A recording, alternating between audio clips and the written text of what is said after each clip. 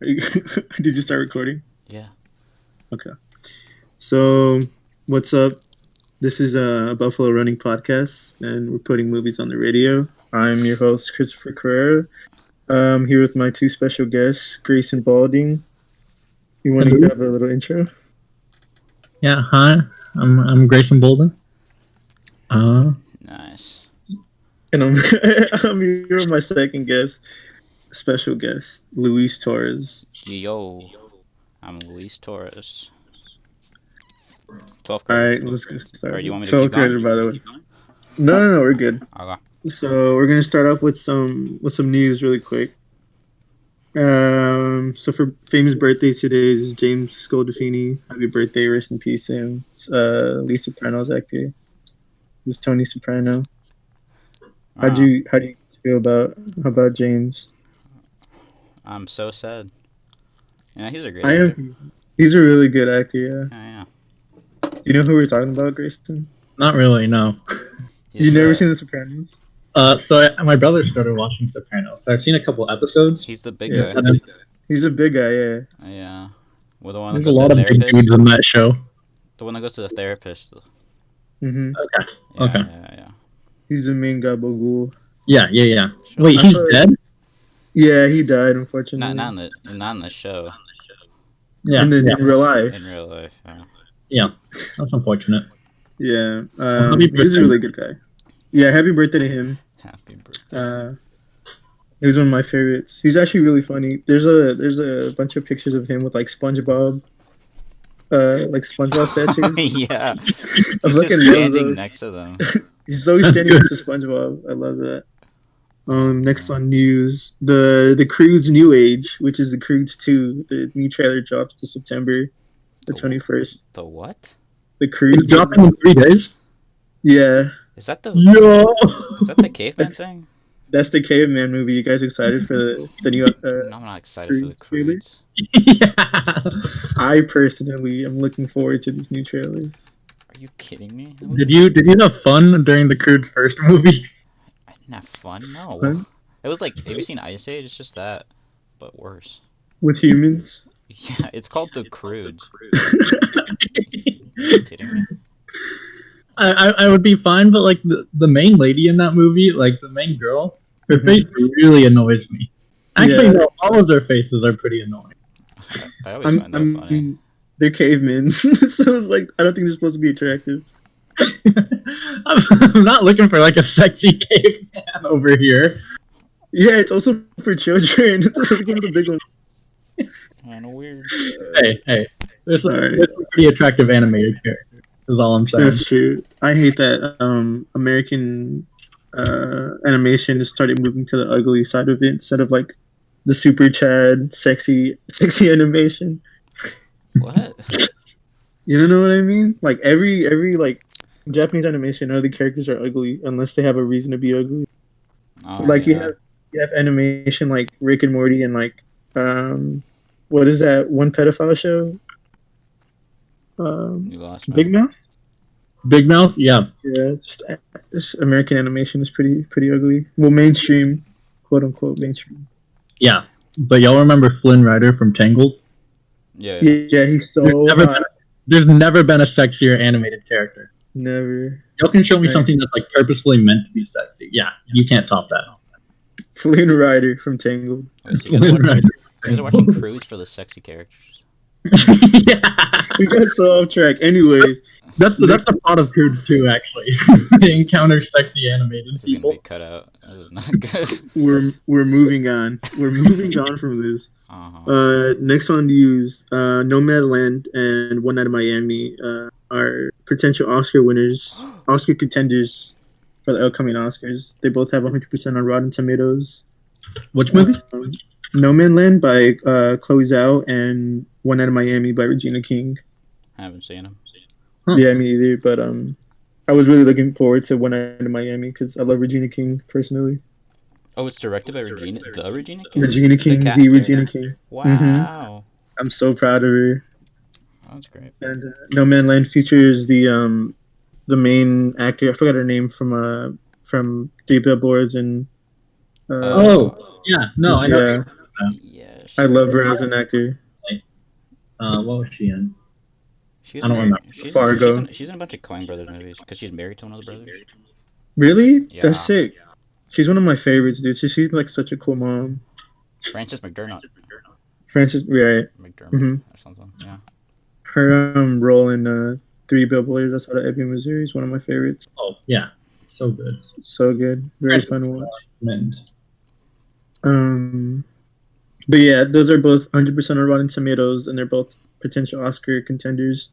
And I'm looking forward to watching One Night in Miami because I don't know if it's out yet, but I know somebody did a review on it and it got a 10.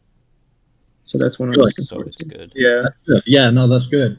I'm not doubting Regina King because she's very talented, but I do have to wait until I see it to give my opinion. No, a 10 is good. You're right. You're right. Yeah. Moving on from that news, there's a Mario animated movie in the works that's quote unquote going smoothly. Oh, really? Yeah. How do you guys feel about that Mario? I'm excited. Really, I'm pretty excited. Wait, is it like the Sonic one, or is it like everything's? I don't know. No, animated. Yeah, animated film. I'm not that excited solely because it's the Sony animation, right? And they messed up on the. They have had a lot of recent mess ups. but they made Spider-Verse. They made Spider-Verse. They did make Spider-Verse. Yeah. I can kind of forgive them a little bit, but they also, no. They released 3 Hotel Transylvania movies. Those are all great movies. They're all good. Every single I haven't actually seen the second and third. So what? They did not look that good. It's just because they made the Emoji Movie and they're like, well, can it really get worse from here? I don't think the movie also wasn't that bad. The Emoji Movie? Yeah, no. No, it was really bad. I mean, I had a headache during it, but it wasn't like. It was bad, but it wasn't like worst movie on the planet bad. Like people were giving it. It was really getting there for one of them. It was like on the cliff. Have you seen? Did you ever see that movie Snow Dogs? Yeah. No. I would never like choose Snow Dogs over the Emoji. Is all I'm saying. And that has like a 50 or something. Like that one actually got like decent reviews, but like I don't know. I just don't think the Emoji Movie was. We all have that movie though. Pit of the. I have that with Air Bud. I hate that movie. I don't like it, and I don't like the franchise it spawned. Or it's just like, how many sports can this dog play? And then he had kids, and they could play sports, and then they saved Christmas. What the hell is going on? I'm so mad about it. Just make him play basketball, dude. High school basketball. I couldn't even get into my middle school basketball team, and this dog is throwing 3-pointers. Imagine that. You're trying out for a basketball team, and a fucking dog takes your spot. Walks in. He takes my spot in every team I'm trying to apply to. Hockey, soccer. Just keeps coming back. Should be a side movie on the kid who never joins because of fucking Air Bud. That's awful. I hate this. What a shitty dog. What an asshole. So, just released on Netflix was The Devil All the Time, Anthony Campos' new movie, featuring Spider-Man boy, what's his name? Tom Holland. Tom Holland, Robert Pattinson, the guy from fucking Captain America's fuck buddy. I don't know his name. You know who I'm talking about, though. He's in the Winter Soldier? Yeah, the Winter Soldier. He's in it. There's some pretty big names tied to that movie, and I was pretty shocked that they had so many good actors. Wait, can we say fuck buddy on the podcast? Yeah, I'm pretty sure we could. I think we need to roll it back. Oh my god. No, rules that shit out. We're not gonna no cuts. Okay. But I watched it yesterday evening. Any of you guys get the chance to watch it? No. Okay. No, I haven't seen it. No.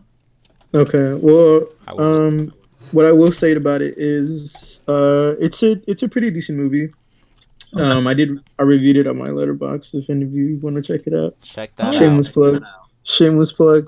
But I did review it, and it's something to watch if you're bored, if you have nothing else to watch on Netflix. Okay. The one weird thing about it, and I noticed a lot of other people were talking about it as well, that the movie doesn't feel like it's set in the time that it's they say it's set in. So most of the movie takes place in from 1950s, like the end of World War II to like early or like late 60s, and it feels like the movie was made during this time. Yeah, I don't know what it was about the movie that just felt way too modern. I don't know if it because like I think what I was saying to myself was that in this movie all of the people felt really clean. I don't know, no white person in the 50s was taking showers. It's not true. So we gotta re-examine that. But I'm just kidding. But there were great performances from Tom Holland and from Robert Pattinson. If you guys ever get the chance to check it out, I recommend it. But if you guys are bored, check out Robert Pattinson's character in the movie. His accent's fucking hilarious.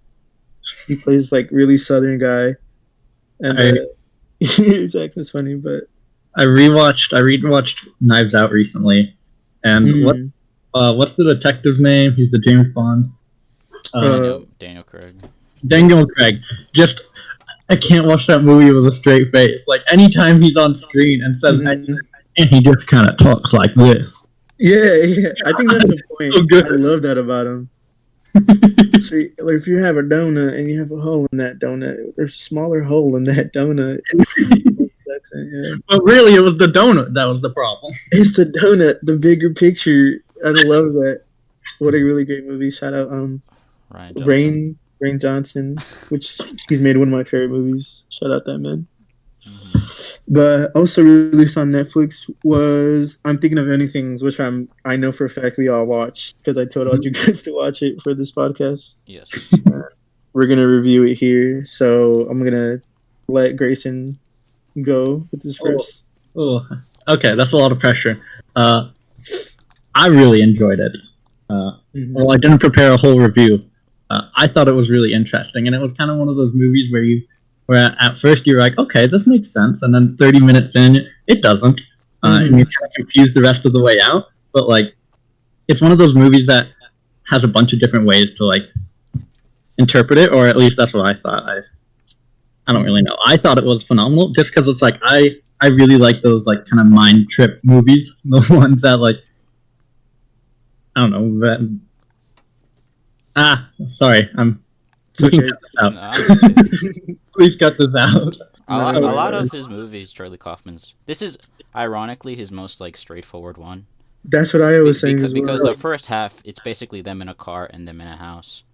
It's like and one like of them, something's off, but we're like, we have a set point. They're gonna go to the parents' dinner, but then like every other one, it just goes off the rails. But it's pretty cool. So who directed it? Sorry, I'm not fully aware. Charlie Kaufman. Yeah. Charlie Kaufman. Huh. Yeah. Director and writer for what is it? Being John Malkovich, right? New York, The Eternal Sunshine of the Spotless Mind. Producer and writer for that, I think. Yeah, it's a bunch of indie stuff. This is like his easiest to follow film. Really? Yeah. Well, if we're taking Eternal Sunshine into account, I think that would be his one. But like when he's directed himself, I think that one would be his easiest movie to follow. But which is funny because a lot of people don't get the movie. I still don't get it. I got it. It's pretty funny. You got it? Yeah, I know what the movie's about. Which one? I'm Thinking of Ending Things? Yeah. I thought I had a pretty good grasp of it. So the entire movie is just the like it's around the main character Jake, right? And one of the big like indications. Wait. Shouldn't we explain what the movie is about first? Do you want me to start with that? Yeah. Okay, so I'm Thinking of Anything. This is a movie about this couple, Jake and young woman, who are on a road trip to visit Jake's parents. And throughout the movie, you're constantly questioning yourself on like what's real and what's not real. Time changes at different times. And this is all happening in the perspective of our main character, the young woman. And we're constantly hearing her thoughts and what's going on in her head. And it's just what would you call this? A thriller, a drama? I'd consider thriller. Yeah, I'd say it's like a thriller drama. I think it's under the mindfuck movies, like Yeah, that kind of category. I think it's it's one of those. drama. Yeah, I'll say it's a drama. It's a drama that's pretty thought provoking. Yeah. If you don't know what's going on. Yeah. So that's a kind of sloppy description of the movie. If you look it up, it'll probably be a better one. But we all liked it, right? I loved it. I thought it was really good. That's one of my favorite of this year. All right. What do you want to say? Well, I just wanted to say I've seen Kaufman's other films, and this is like his. It's more straightforward in the ideas it's presenting. You know what I'm saying? Because characters say, like, they say like their philosophies and what they're talking about and what they're trying to convey. Which is there's nothing wrong with that. I'm just saying there's like sometimes when I was in the car scene, I'm like, where is this going? Does any of this really matter? But and I need to rewatch it again because when you watch it the first time, like the car scenes where they're just talking about like David Foster Wallace and other philosophers, you're just like, what? I don't know, I don't care. And then you watch it again and it makes more sense in context. Which is what I'm saying. If you're gonna watch this movie once, you're not really gonna get as much as you can out of it. You know? Mm-hmm. You get pissed off by that. Yeah, you're like, it's one of those movies where you're either like, I want to watch it again, and you're like, screw you, I'm smarter than this movie, I'm not gonna watch it again. You know? Yeah. Honestly, I didn't want to go back to it. I kind of liked it where it's like, really? they gave me a bunch of confusing information, and then throughout the movie, I kind of had to think about it. But I kind of just picked up the big parts of what the movie showed me, and like was thinking about that. I don't know if I'd want to see it a second time, just because. I don't know. I think the big things in that movie kind of stuck out to me, and then all the smaller bits, I think I was fine with, like drowning out because they helped me understand by the end of it what I thought about it. Don't want to spoil the movie. Did any of that make sense? I get it. Okay. You just want those like small details that you didn't get to linger in your mind. You want to have some like mystery to it. Yeah. I get that. So I really liked it because the first time I was like, I have no idea what the fuck these people are talking about, and I guess I kind of like when people are smarter than me, because it really like brings up like, holy shit, I want to get into what the fuck they're talking about. That's why we're on. And so we're on air. Sorry, so sorry. But yeah, in that car scene, it's so like long and drawn out that when you're first watching it, it feels like forever. They're just talking about philosophers and how melancholy everything is, and he tells her poem. But I came in completely blank to the movie, like not reading anything or hearing anything about it. And so the car scene happened, and I was just once it started like kind of going on, I honestly thought the rest of the movie was gonna. Yeah, so I was thinking the movie's gonna end whenever they reach. The movie's going to end whenever they reach the parents' house. It didn't. I love that. I feel for because that's what I initially thought too. And I thought the entire movie was going to be like that. I was like, oh, it's kind of like Locked, but it's going to be an entire movie inside of a car. But it wasn't.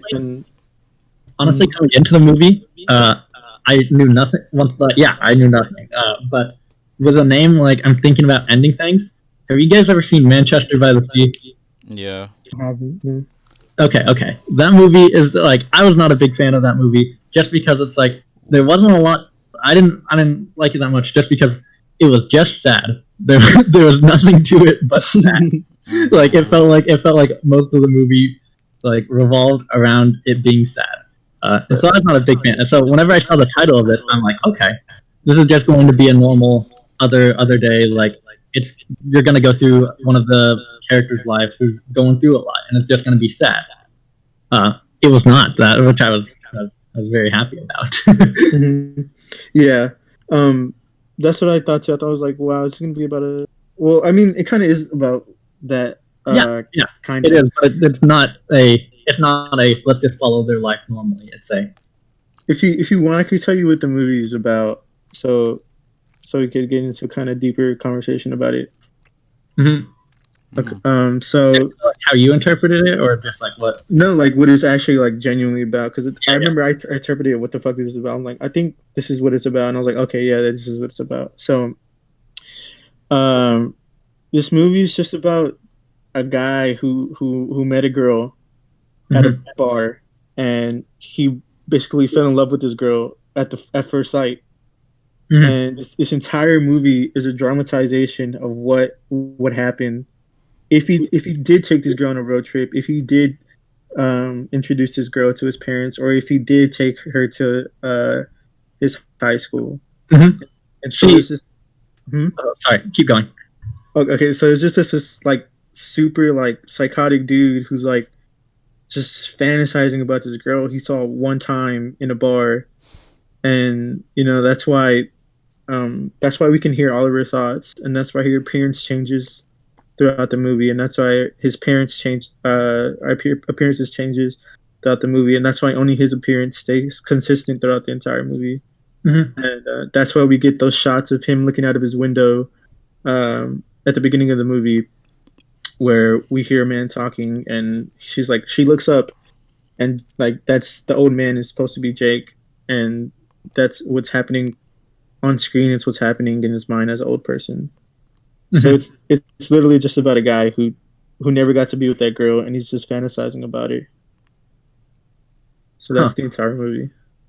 Whenever I was thinking about it, it was in my head. It was always it's about the girl who, about the girl first sight again, like you were saying. I'm surprised that like I'm not really good at picking stuff up first try. So I was kind of proud of this one, but it was like whenever I was watching it, I honestly thought it was kind of the same situation, but just all through the girl's head, where the girl was thinking, where the girl was like, this is how basically you see the relationship start to end all throughout the movie. Mm-hmm. Yeah, that's what I initially. So the meeting of the parents was like the big starting thing. I remember. I honestly thought that the janitor and the girl with the rashes. Yeah. That part was kind of confusing, but I thought that was. I thought that was like something that like. I thought the girl with the rashes was her for a while. Is it her? I don't think so. No. Okay, I thought that was her, and that was her in high school, where she was like saw that he was also being made fun of by the other students, by like the two popular girls, the ones I'm talking about. Yeah, so she was being made fun of by the two popular girls, and so she saw that also this janitor was basically the only one that was really like kind of was with her, understood her. I see what you mean. Yeah, I think it is that to an extent. I think because those girls were people from, because he goes on an entire, well, it's not a monologue, but he goes on when he's like, this is the girl singing on the radio, she's performing Oklahoma, which is a big part of the movie. The girl singing, and he's like, I know this is from Oklahoma, and then we see that the old guy is like the janitor. He's listening to a girl singing Oklahoma, and he's like remembering all of that. And then we cut back, and they're in the car, and her voice is playing through the car radio, and all those girls and everybody in that story is people they've met. So the girls at the ice cream place, the two girls are who like actually made fun of them. And I guess I think the girl with the rashes on her arm, I was like the only person who like wanted to talk to him. So yeah, you were right on that part. But besides that, do you have anything to say about it, Luis? What did you think? What did you think about the okay? So the boyfriend, he tells a story to the main character about there was these pigs at his farm, right? He grew up on a farm, and then there was pigs just laying there, and then just one day the family just neglected the pigs, and they came back, and the pigs were just still laying there, and they turned them over, and there was maggots under the side. And he tells her that story, and she's like, "Fuck did you say to me?" And it's just really uncomfortable. But then it's not brought up at all until the very end, when there's an animation of like that pig, like cell animation of that pig walking away. I don't know what any of that means. So I think the pigs. I don't know about the pigs eating on the maggots eating on the pigs, but I know the pigs were a big part of leading the audience to figure out, okay, this isn't a normal story or normal relationship, because Mm-hmm. That's one of the first things that you see where they go into the barn, no pigs, pigs have all died. You go to the table where they're all eating. Oh, the table scene, freaking beautiful. I love that. The table scene was great. But you go to the table, and then the mom's like, "You see everything here? Everything here is from the farm. We don't get anything. Yeah. We get everything from the farm." And there's a massive freaking ham on the table. That's what I picked up with my second watch. Oh, you watched it twice already? Yeah, I really liked the movie, and I was like, when I first watched it, I was like, I gotta watch this twice to understand it. Mm-hmm. Yeah, I picked that up in my second watch. Yeah, I think that's what the pick was for. Oh, but okay, the dinner scene. There's a part where, like, it's the first part where everyone starts like messing up with their words, or kind of like their words keep shifting, and it just is like the first sense of like a really kind of like creepy feel to it. That, I don't know why, but that gave me such a vibe of the scene in Texas Chainsaw Massacre where all the like creepy people are at one end of the table, like staring down yeah, at the there's one. that girl. Yeah. That was the first thing I thought of there. I thought that was kind of cool. I don't even know if it was meant to like maybe call back to that, but I think it could have easily. I think you may be right. Jesse Thomas was born in Dallas. Yeah, he was born in Dallas. Shout out Jesse Plemons. Shout out Jesse Plemons. Sorry, that was off topic, but I just read that. Yeah, he's a really cool guy. He's been in a lot of stuff that I like Breaking Bad. He's a creepy dude and like and Fargo. Black Mirror. Black Mirror, like fucking kept people like trapped. Like this one, yeah. What was the other one? The Fargo TV show. Have you guys seen that? I have not. No one see Fargo TV show, dude. Breaking Bad. Yeah. In Breaking Bad, he was the one that like led him to do, like, was working with the white supremacist. Yeah. Jesse Plemons, such a really good actor. Yeah, I really like him. If we're gonna talk about actors, though, we need to talk about Toni Colletti's performance in this movie. Do we? Which was yeah, it was really good. I liked his dad better. I thought he was better. I do agree he was really good, but I did like Toni Colletti's performance in it because she played it very well. Yeah. Because when you go into it and you see Toni Collette, you're gonna think, wow, hereditary performance, but she completely changes her character and makes that character her own. It feels completely different of like what she played in Hereditary. I thought it was basically. See, I thought it was just that character from Hereditary, but just like if she like just snapped, right? You know what I'm saying? Because that character felt like that character from Hereditary, but she wasn't like trying to kill her son. You know what I'm saying? It felt like that character, but it was just older. I mean, I loved her in it, but I just felt like I saw her in that like role before. Well, yeah, it's the creepy mom role. Yeah, she did it again, and she creepy mom role. Yeah. I feel like she did it different though. She did it like pretty funny in this one, where it's like you're not completely freaked out, but it's just like, what the fuck? This is pretty funny. I know, but I wasn't like, this is like a standout performance, because I've already seen her do this type of thing. Okay, I feel you. I understand. I did think that was really funny. What? I liked the dad. I didn't like the dog part. That made me so uncomfortable. The shot of the dog just shaking. I thought it was gonna explode or something. Like, I was so scared. With that scene right there, like, what was the point of the dog shaking heavily? Was it just? I was like, does this thing have ticks? It never came back up. Yeah. Was that I really don't know. That was weird. I couldn't figure it out if that was like, does this mean something, or is this just trying to creep me out? Maybe it was like, because again, this is in the mind of Jesse Plemons' character. Maybe it was just like something he remembered as a kid, that the dog would do all the time, and he hated it. And maybe he thought I don't know. Oh yeah, he was really mad at the dog. Yeah, he was really pissed. He was like, God damn it, the dog is really such a good performance from Jesse. I thought that because the parents like paid more attention to the dog than they did him. That could be it. Do you believe that? Yeah, I think so. I mean, I don't know, the way they speak. It's like the way they talk is like how you'd wish your parents would talk to you about it.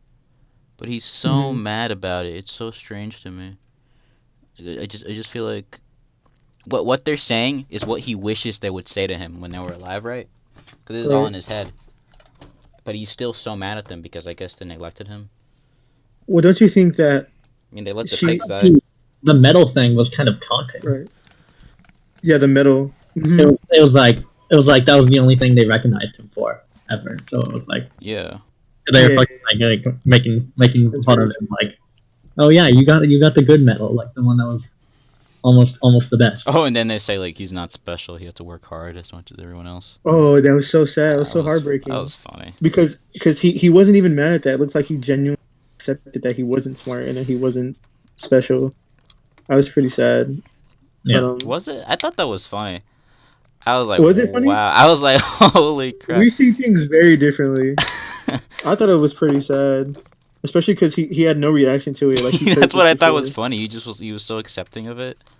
Like this character has been beaten down by these people. But you can tell he's pretty conflicted about whether he should hate his mom or not, because in the car scene where he's like, it's so easy to put it onto your mom for the reason the way you are. She's like, no, you can't say that. That's misogynistic bullshit. Like, and it's really funny because once he realizes that she's basically just an extension of him. Like, she's not even real. Just like another side of his head, basically. Right. And they're just both battling. And that's one of my... once I realized that's one of my favorite parts of it. Yeah. They're just the same person. Whenever I was watching it first time through, in my mind, it was that, like, the way that... what's her name?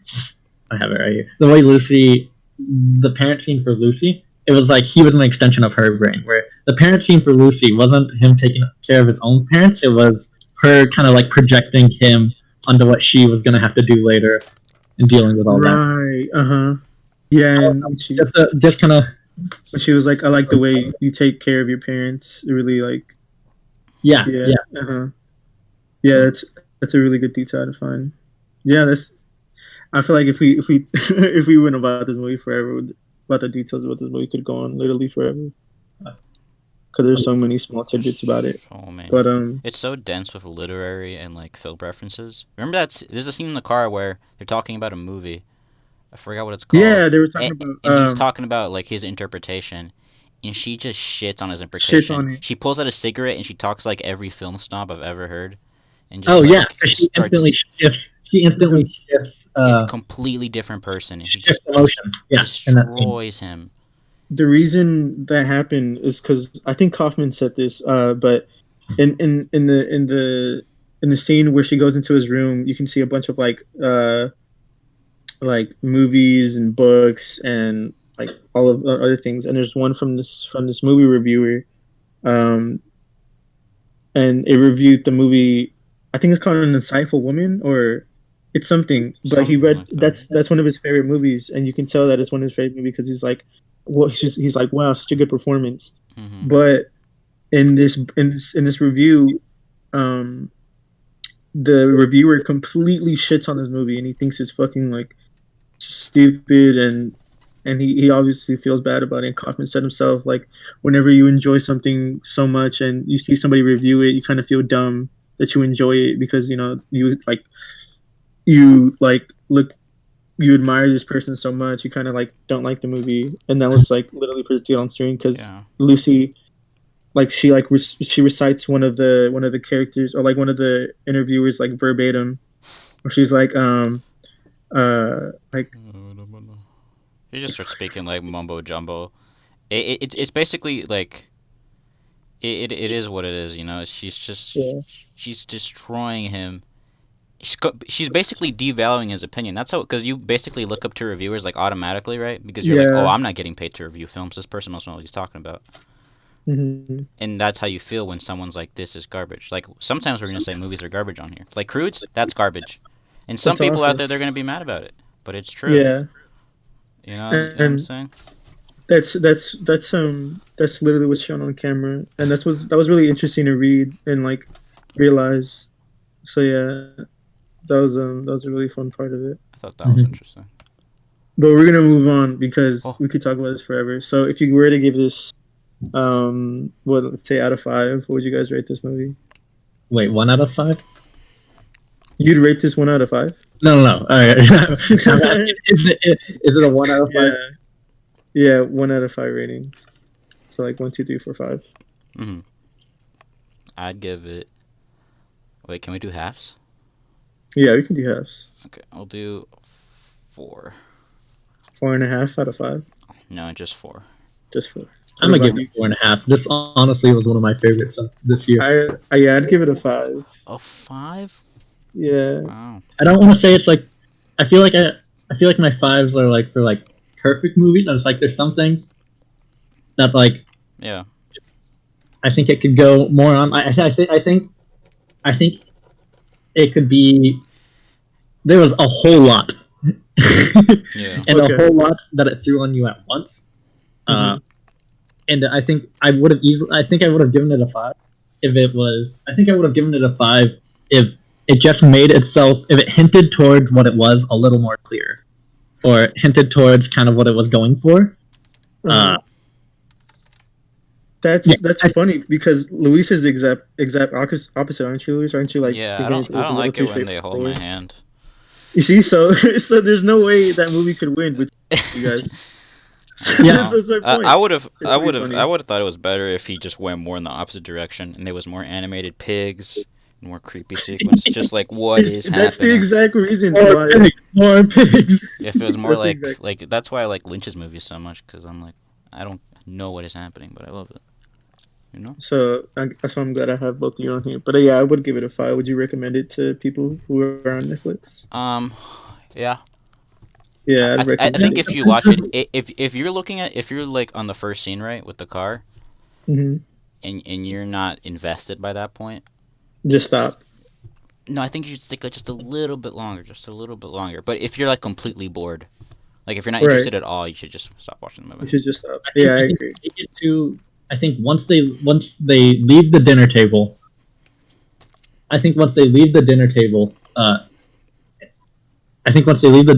If you've decided that you're still not interested, then that's it. Leave, because it doesn't get much. It doesn't. That's the most tense scene. I think if you like can't get past your poem, the Bone Dog one, I think you just shouldn't watch it.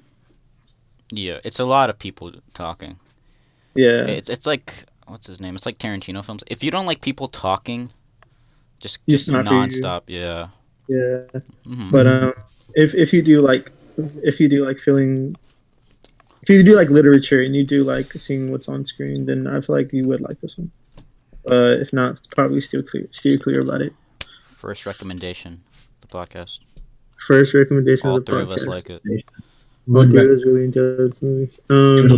Damn. So, do you want to talk about a recent movie you watched on Criterion, Luis? Recent movie I watched on Criterion? Yeah. What have I watched on Criterion? Or a recommendation you'd give out for Criterion users? I don't think anyone here's in Criterion. I'm not. Criterion is it's like a movie collection thing. Mm-hmm. For a bunch of indie films, or what, like a bunch of critics deem as good in films. I rewatched a movie recently by Bong Joon-ho, who made Parasite. Mm-hmm. It's called Memories of Murder. Have you guys seen that?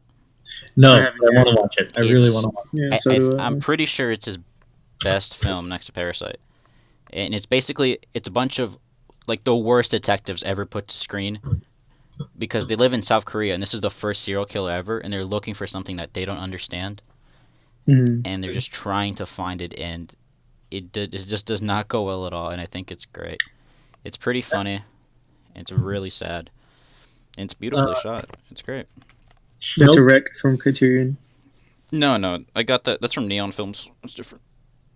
They're gonna put it on Criterion though. Oh, okay. So, but that's a recommendation to give out if people are on Criterion and looking for a movie. Okay. What were you gonna say, Grayson? Snowpiercer was one of. I have this group of movies that kind of introduced me to what a good movie was. Mm-hmm. Because up to I want to say 5th grade. Like, you could show me, up to 5th grade, my movie taste was, if it has more, like, explosions and cool effects, like, it's the cool one. Like, mm-hmm. like that's what most 4th, 5th, 3rd graders think. Like, that's, of course. But I think 5th grade is where I hit the, it's like, okay, now I can distinguish between a good movie and a bad movie, and Snowpiercer was one of those movies that was distinguished between a good one and a bad one. Mm-hmm. It wasn't until I watched Suicide Squad that, like, Dude, man, that's what a bad movie is. that movie sucked. That's pretty funny. I don't think I was ever like that. I think I always knew what a good or bad movie. Well, like Nah. that's not true. I always knew like because I remember watching Danny Trejo's Machete. I was like, Bro, yo, that movie was awesome, bro. I fucking hate that movie. It's What? So bad. It's That not movie's bad. awesome. It's like I paid money to see this. If I saw it for free, I'd be like, yo, this is sick. But like, I had to pay for that, and I was a child. I saw it on I was TV. like, yeah. no wonder, dude. It's like if you have to pay for that shit, you won't like it. But I feel like if you went to a friend's house and you put it on, you wouldn't fall in love with it. But it is a fun watch. Haven't they made like 4 Machetes? Yeah. Shout out to them, honestly. Shout out. When Danny. I was- I love that. Have you guys seen I don't Spy know. Kids? Yeah. You guys know that I love all those movies, and they're all objectively awful. Like, No, they're all very terrible. Whenever I say, movies. whenever I bring love up 'em. Danny Trejo, how is the first thing everyone says to me whenever I bring up Danny Trejo is, "Oh, you mean the dude from the Spy Kids movie?" Yeah. How? How does So everybody? bullshit. I hate that. That's his best role. What? You know, he has a taco place in L.A. He's such a cool guy. Yeah, no, he honestly is. I'd love to meet him. Too bad he Uh, made Machete. What was I about to say? Blanked out. Sorry. Oh, it's okay. He's supposed to be an action star, you know?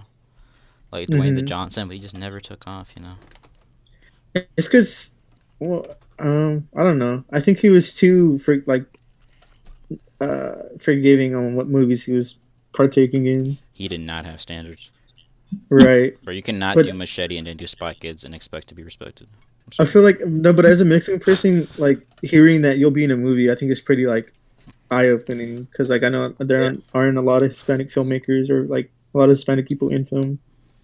Oh, yeah. So I guess just like being in a movie, because I know if somebody came up to me and was like, "Yeah, it's like big budget," I'd fucking love to, Mhm. and it'd probably be awful, but like still my name's tied to something.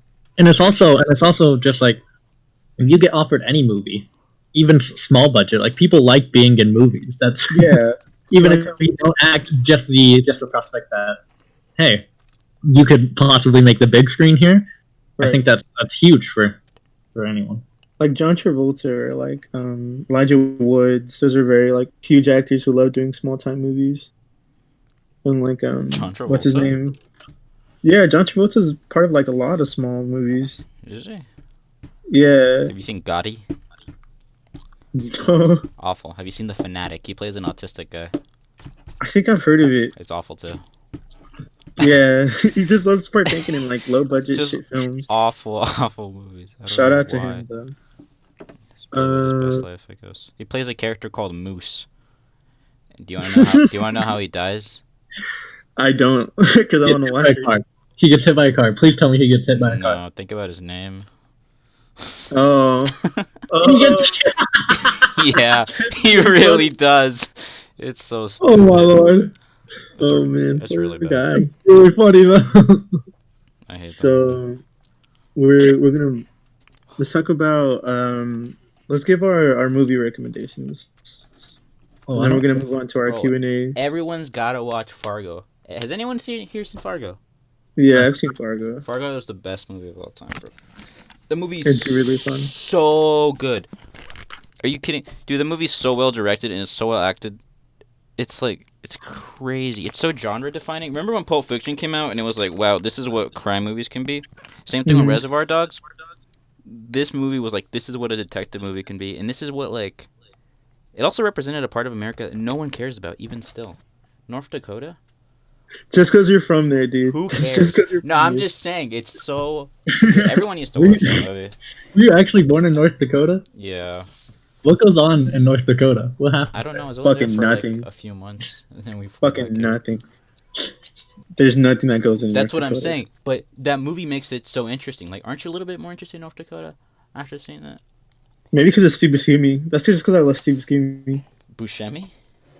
Is it Buscemi? I thought it was Buscemi. No, Buscemi. Oh, Buscemi. well, that's kind of pretty sad. Buscemi, Steve I don't Buscemi. know. Nah, I like Buscemi better. I like movies where characters, they just can't control, like, what's happening around them. Like they're Like such Untitled. strong, violent forces that they are just like at the mercy of. You know what I'm talking about? Mm-hmm. Like memory Right. of murder, or like Crudes. Like the Croods, Like you know. the Crudes, there's just things they can't control. What a genre-defining movie. Can't wait for the new one. What about you, Kristen? What's a movie that you'd recommend to the people? I gotta think. Okay. So if you wanna go. I think Mandy. Mandy is one of my favorites. Okay. What is it about?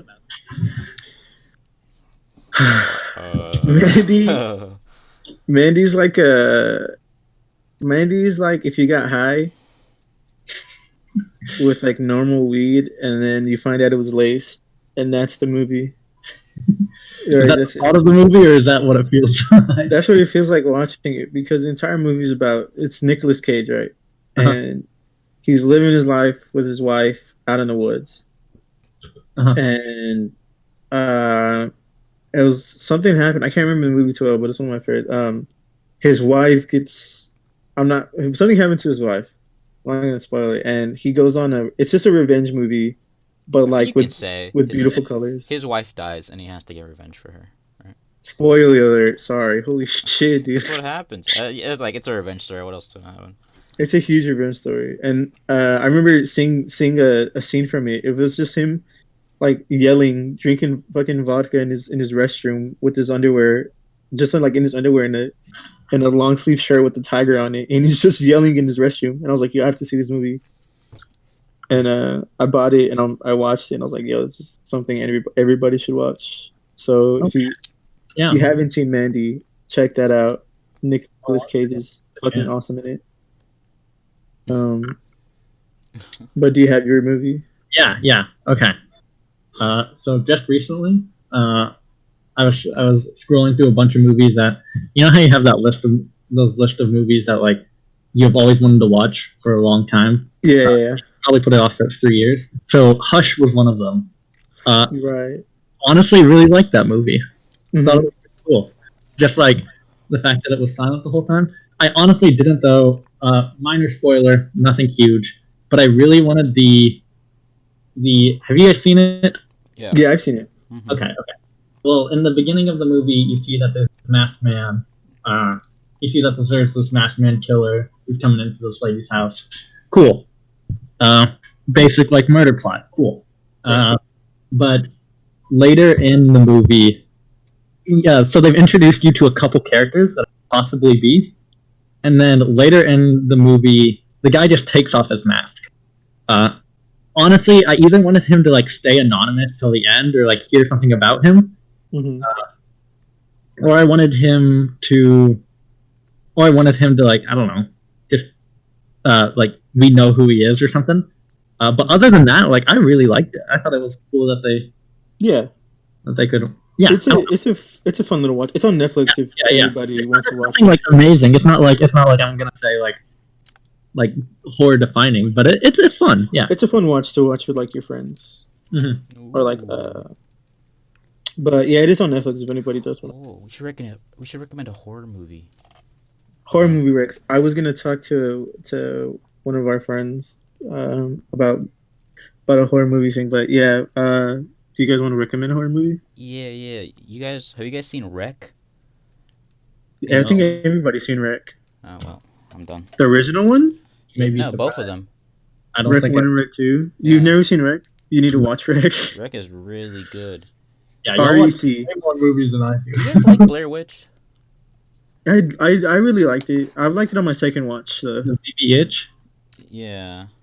Yeah. The VVH. Never seen that one either. No, the Blair Witch. Oh, the Blair Witch. Yeah. What the fuck? Yeah, I like the Blair Witch. I love that movie. You get a hard on for that movie.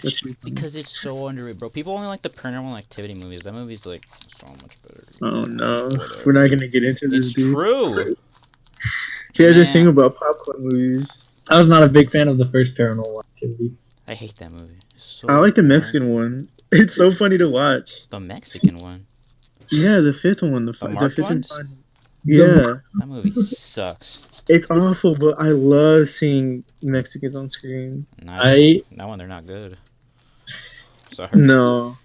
Well, like it wasn't a good movie, but it was really fun to watch because it was like it felt like it was like there was actual mix. Because it's fun to see represented in a movie. Yeah. You know. And then it's like an entire horror story about the paranormal activities. The first like, one. God, that movie sucks, bro. How does it loop back to the first one? And it's so, I don't even. What a spoiler, dude! Who cares, bro? Yeah, it does loop back to the first one. one. That connects. If you don't know how anything connects, I think you're good. Who? It was just cool to watch. Does anyone know the Paranormal Activity lore? Yeah, kind of. Because I don't, and I do not care. I was back in like 8th grade. I was like my friend showed me the first Saw movie, and I was like, man, this is bad. But he was like, I watched all 7 of them, and I hung out with this dude a lot. Mm-hmm. So I watched all 7 of them, and the newest one because it came out that year. Definitely a regret. None of them are that good. But they just like a couple months ago announced a new one. Yeah, with Chris Rock. Haven't said anything about it since, which is kind of upsetting. Like I don't even enjoy watching them. I hate super high stress movies. I mean, I can acknowledge that like they can be good at times, but just generally I don't like super high stress movies. But I'm still excited to see this new one.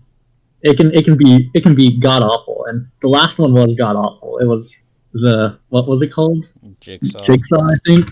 Yeah, it's called Jigsaw.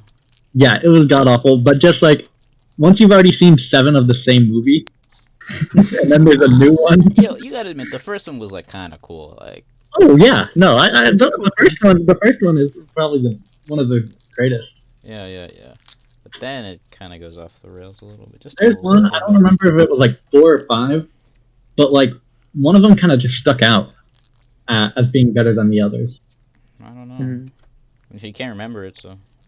I don't know. Didn't stick out. Yeah. I don't know if it's that good. You can't remember it. Yeah. It's really fucked up. Is it the one where, like, with that trap where they're like on a ring around the rosy with the shotgun? No, I think that one's 3. How do you know that, man? I've seen all those movies. I was obsessed with them. Like I knew like the full lore and everything. Like I was obsessed with the Saw movies. Like I even knew that they weren't good movies. It was just like a good like a fun series that I. Okay. So we're gonna give our our TV recommendations if you guys want to do that. Have you guys seen Fargo, the TV show?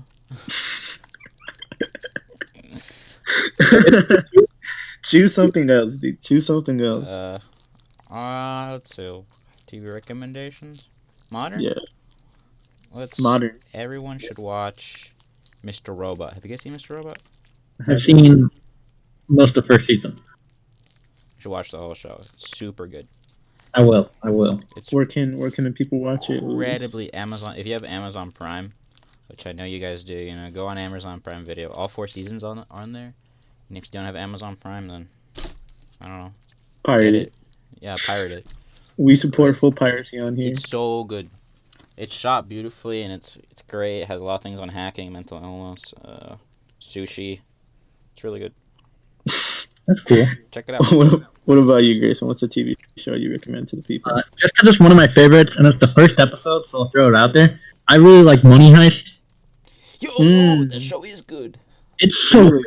Yeah, it's super good. The only problem is, okay, I'm not going to spoil it. But there's a big problem at the end of season 4. That they ended off season 4 in a way I was not a big fan of, which is the most recent series. But other than that, like, the characters are super interesting and they get you connected to them really quickly. And then they just throw you in. Like, you're in, they're heisting. Yeah. Shit goes down. There's no filler at all. Oh, no. That's pretty crazy. Wait, I have another show. This is a different. Wait, that's a Netflix show, isn't it? Yeah, that one's on Netflix. It's a Netflix. It's a Mexican show. Yeah. Please watch it dubbed. I know somebody who watched 3 seasons of it and didn't even realize there was a dub. I mean, not dubbed, subbed. Sorry. Okay. I just got confused. Big correction. Subbed. Listeners, please watch it subbed. Mm-hmm. I didn't mean dubbed. Yeah, but I know somebody who watched it dubbed for 3 seasons in. Didn't even realize there was a sub to it. That like rattled me to my core. I'm just how do you do that? Wait, can I throw another one real quick? Yeah, go ahead. Have you guys seen Utopia? No. Utopia, no. It's a British TV show, 2 seasons, bro. That is like, it's so good. It's okay, so 5 people, right? They discover a manuscript, like a graphic novel, and they think there's like secret messages in it, and there is. And like a bunch, like a really big organization starts killing them, and it's so good. Watch the first episode, and if the opening scene doesn't like grip you, then it's not gonna work. But it's the best show. It's also one of the best directed things like I've ever seen, just flat out. It's got amazing color grading, and cool. You should check it out. It's the best British show. Chris, after yours, I have another. But okay. tell me yours, Chris. Real quick, Universal Pictures announced, UK announced 8 hours ago that No Time to Die, the James Bond movie, is actually getting released this November in theaters. Are they stupid? I'm sorry. Are they stupid? How do you guys feel about that? Dumb. Okay, the past 4 movies that had good ratings, like or at least ratings where enough people would see them to make profit, have not made profit. Yeah. Tell you what movie you're talking about. Like Tenet was one. There we go. He said it. Tenet was one. New Mutants was another. It wasn't supposed to be a great movie, but it was definitely going to make profit in theaters. It wasn't. Was it? Yeah. Was that? I don't think so. I don't think they were. Like 4 movies get the money in the. I thought. We'll talk about okay. Horror movies normally get the money from what I've just kind of looking at it. Maybe not. Is New Mutants a horror movie? It is. Is it? That looks wow. It's not edited. The trailers don't make it. It looks like another. It looks like a Netflix movie. Yeah. I was very upset with that movie. Remember they released the first, I think it was the Comic-Con teaser. It may have not been the Comic-Con teaser. Mm-hmm. But it was like a 5-second clip where you could tell it was in an insane asylum. And it was just some like simple dialogue. And then it just like flashed New Mutants. But it was like creepy and it set the stage really well. And knowing that like, I don't remember who was on it. But just like seeing that at first, like I like Marvel movies. I'm a big superhero fan. The girl from Split is the main character, no? Yeah. Yeah. So it's like it honestly, from that first little 10-second teaser, I was really excited about it. I was thinking, okay, it's a Marvel movie. I know it's with Sony, but Marvel going into horror, and just like people going into horror, I think they could make something good here. Then the second teaser released. That was actually like a full minute or something long. It's a CGI fucking like mess. I don't know how else to say it. It's just I didn't even watch the movie, but I don't want to. For New Mutants? Yeah. Yeah. I saw it too and I was like, this looks lackluster. I thought whenever they first did that first teaser that they were going to put them in the Marvel universe, which could have also been cool. You had some people with freaky powers, some horror stuff like going there. I thought it could be like something new, something interesting, but no. They messed up. Yeah, they delayed it like 2 different times. So something was bound to go wrong. Yeah, obviously. Yeah. All right, we're gonna move on into our Q&A section. So Wait, you didn't recommend a TV show. You're not gonna get away with that. Come on. You want me to recommend a TV show? Okay. Yeah. I'd recommend either. This is on Netflix. How to Sell Drugs Online Fast. That one's really great. That's one of the best shows on Netflix. Whoa. It's just about 2 German kids selling drugs online. And if that's enough to interest you, then you should probably watch it. But you shouldn't sell drugs online, right? Oh, fuck. You want my honest answer? No. Okay. Up to your due diligence. Disclaimer. Do what you want. But we don't advocate for anything. Yeah. Podcast. We're a movie podcast. We're a movie podcast. Yeah. We're gonna move on into our Q&A section. I put up a question poll on Instagram on my Instagram account, and I got a couple. I didn't get a lot, but I did get a couple. So our first one is from Alex. They said, "What's your least favorite movie?" My least favorite movie? Yeah, who wants to go first? Let me think of that. Airbud. Let's change this one into what's a very popular movie that like not everybody loves, but it's like pretty like it's acclaimed, but you dislike it a considerable amount. Let's say that. And we'll choose that as our least favorites. Is Titanic critically acclaimed? Yeah. Yeah, it was fucking huge for its time, man. I hate that movie. Really? I think it's melodramatic garbage. I don't think it doesn't. I don't care about none of the characters are interesting. Rewatch that movie. I agree. It doesn't matter. It's like you watch the movie and you're like, okay, the sink is gonna ship, or the the ship is gonna sink, and that's all you think about the whole movie, and nothing interesting happens. Jack and Rose are not interesting characters. They're like interesting characters if you're 13. Exactly. And you're like, oh man, I really like this girl a lot. I think she's the one. Like that. It's like very surface level romance type stuff. You know what I'm talking about? Right. Like, I agree. I just do not like it. It's so bad. It's so corny too, bro. Christ. That's a good take. I actually agree with you on that one. What do you think? You like the movie, Grayson? You like Titanic? So, fun fact, that was the first movie I ever cried at. What? But hear me out. It was so it was definitely third grade I watched it because it was in my old house. Fourth grade was whenever I moved in my old house.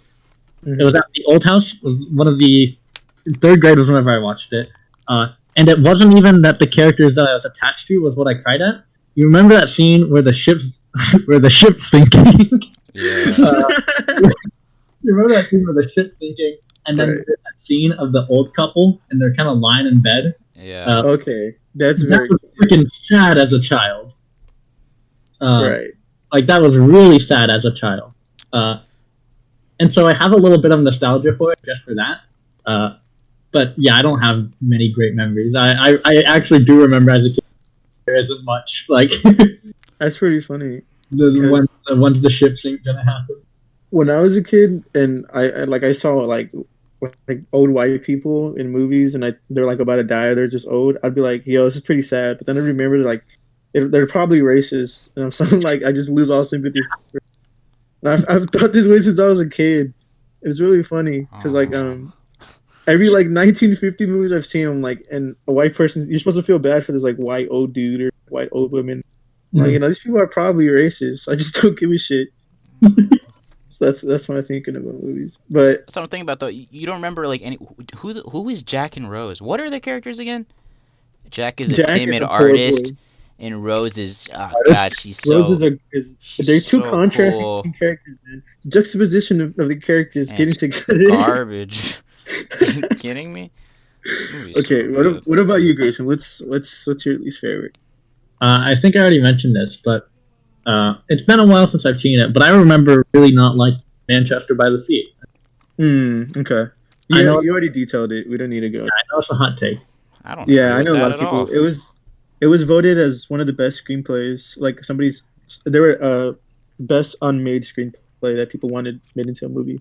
It's awesome. Huh. Yeah, I know Ben Affleck is in it, right? Casey Affleck. Yeah. Fuck. Yeah. Wait, so you don't like it because it's too sad?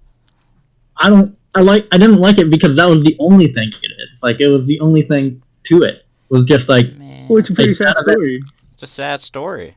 I know it's a sad story, but it's like it didn't feel like an interesting story. It was like that's fair. It was like a normal sad story that I heard before, but just like the characters are more sad, and then they walk around being depressed all the time, and it's like it would have been interesting if just like more stuff happened. He brought down his fucking vibe. That's why he didn't like it. It didn't. Yeah, kinda. Yeah. That's pretty funny. Yeah, I get that. I get it. Okay. Yeah. I'll say one movie that's like really loved and I didn't like was Silence of the Lambs. I think that movie's awful. I was about to write. You sent that into a group. You sent that into a group chat that we're in, and I was about to write paragraphs to you, buddy. I love that movie. Yeah, I still don't understand that. No, it's pretty awful. It's so fucking boring, dude. I don't give a shit about what. Dude. Anthony Hopkins can suck my dick. Dude, he's so good in that. Everyone is so good in that movie. Yeah, I was bored. I was like, dude, I don't know. I think Hannibal's way better than fucking. So do I, but I don't think that movie's like garbage. I didn't say it was garbage. I just didn't give a shit about the movie. I think it sucks. The only cool thing. The only cool thing. It's not garbage. But it sucks. It doesn't suck either. It sucks. The only cool thing is the fucking Q Lazarus song that's in that movie. That's the only good thing about that movie. Oh my god. You can't change my mind. It was so fucking boring.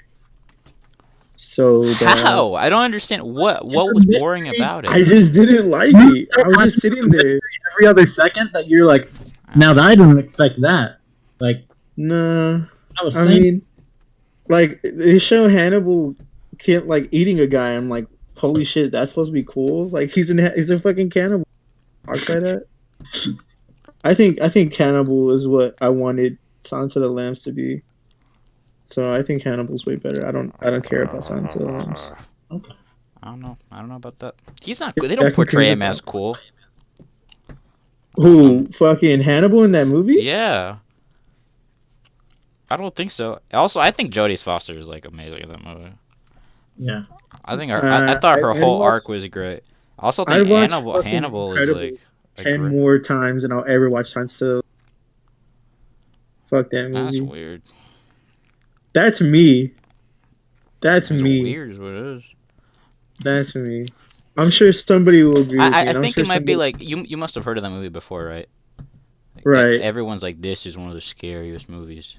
No, I just know that Anthony Hopkins' performance was really great, and that's all I knew about. And I knew Hannibal the Count, of course.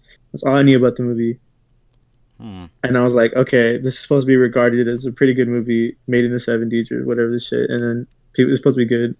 And I was just sitting there and I was like, fuck, man, when is this going to end? It's just fucking awful. I just couldn't get through it. And like, I got to the final scene where like Jodie Foster's in the dark trying to find this guy. And it's supposed to be suspenseful. And it's funny as shit because he's zipping around trying to get away from Jodie Foster, and then the way that he dies is she just shoots into nothing. Yeah, she blind shots him. Yeah. And that's how he dies. What is he? He's supposed to be I'll give you that. Like that ending could have been better done, but I don't know. I thought I think the ending where Hannibal like walks into the crowd is much better. I think that's like the real ending. I think that's a better ending. I like that, but like. Yeah, I don't think. Yeah, you're right about that. Buffalo Bill could have been a little bit better. She got cum thrown on her, and I was like, oh, that's fucking disgusting. Like, I don't even care. It's like weird. It's scary, no? That's not scary. That's just disgusting. Yeah. You're trying to traumatize his character by getting cum thrown on her. I don't give a shit about it. We're moving on. I don't like the movie. I don't give a shit. I'm wrong. Okay. Yeah, you're wrong. No, whatever, dude. We got him. Suck off Anthony Hopkins off you want. I don't give a shit. I like Jodie Foster more in that movie. I don't understand how you. It's like it's not boring at all. Don't you find the Buffalo Bill parts interesting just a little bit? I like because they were treating his like him being trans as a mental illness. That was weird. So it kind of put me off. That's a big reason why I didn't like it either. I see that. I didn't like how a trans character, especially in the 70s, I didn't like how a trans character was like regarded as mental illness and shit. It was weird. Mm-hmm. Yeah. So now you're fucking quiet. Fuck now y'all. I can see that, but I didn't think about it like that. Moving on. Wait, Grayson was gonna say something. Oh, Grayson, were you? No, I'm good. It's good. Gonzo Sheriff, which is Ethan, said that he didn't have a question, but he really likes the idea of this. Our special guest, Louis, said, "Are you single?" This goes out to every one of us. Are you single, Grayson? What's your relationship? What about you, Luis Torres? Are you single? Uh-huh. And so am I. All right, next question. Favorite. This one comes from Ben. Ben Contrast, film club member. He says, favorite director and favorite black and white film. Who wants to go? Favorite director and favorite black and white film. Favorite director? My favorite director is... And their favorite and my black and white film? Yeah. I don't know. Kurosawa's really good. There's a lot of great Kurosawa movies, you know? Choose your favorite from Kurosawa. That's not black and white. I mean, I guess Yoshinobu. That's a really good movie. Final answer? Yeah. Okay. What about favorite director?